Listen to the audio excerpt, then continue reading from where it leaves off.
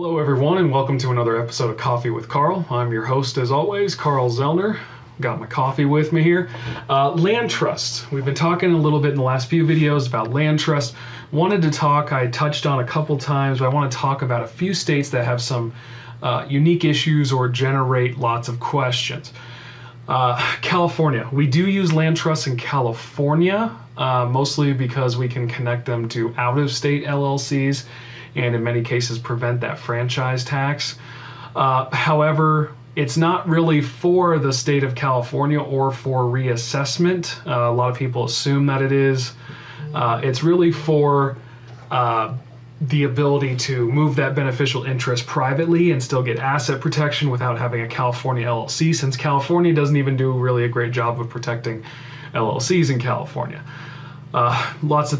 Sometimes we talk about the Prop 13 is reassessment of property. For those of you who don't know, even if you put a California property into a California LLC, you wouldn't get reassessed as long as the ownership is identical. So like I said, reassessment normally isn't my most important factor I'm looking at. However, that does provide us some flexibility in that state. Another state we use land trusts in quite a bit is going to be Florida.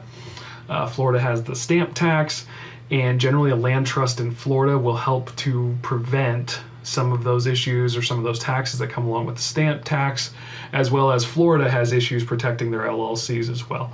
You'll see a common theme here in that portion. Another state we tend to use LLCs in land trusts in quite a bit is going to be Tennessee. Now, we can get the same form and function with an LLC in Tennessee or a series LLC in Tennessee, but there's some differing opinion, but a lot of times we will use a land trust in Tennessee simply so we can step outside of what's termed as the FONTS exemption, which just stands for family-owned non-corporate entity. There is a state tax associated with LLCs that are not wholly owned by an individual, so we can use land trust there as well. Let's see, one more. Let's talk about Pennsylvania. We can use land trusts in Pennsylvania. The unique portion of using them in Pennsylvania is that, in fact, the land trust in Pennsylvania has to look like a living trust, because Pennsylvania does distinguish between land trust and living trust. So if you're in Pennsylvania, there may be some time issues in that you don't want to file, 5 land trusts that look like 5 living trusts for the same person. Otherwise, you could run into some issues with the state or county recorder. So it's important to sort of know those. We use it, like I mentioned in most of the other videos.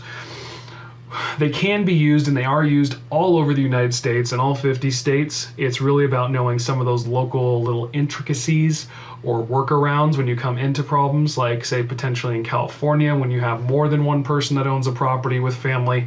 Some different items we can do with that there.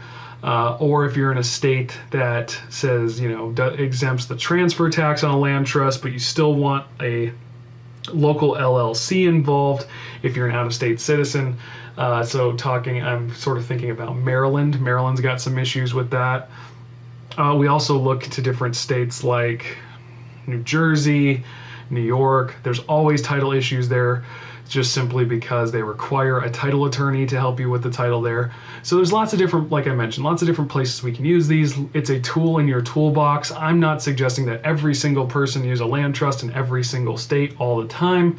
Not necessary unless you have an advanced strategy session with one of our advisors or one of the attorneys or one of the CPAs, and that's a strategy or route you want to go. I do like it if people are using land trusts on many of their properties just for consistency's sake. I think there's something to be said about doing the same process over and over and over versus changing it every single time.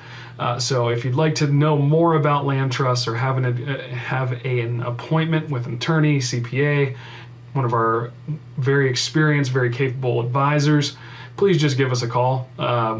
Number is on the website's andersonadvisors.com. As always, take advantage of all of our free content. We love bringing y'all educational material, especially for those who are just looking for some, in relation to Coffee with Carl, especially with those of you just looking for some answers on frequently asked questions. So Until next time, this is Carl Zoellner with Anderson Advisors, and we'll catch you on the next episode. Thanks.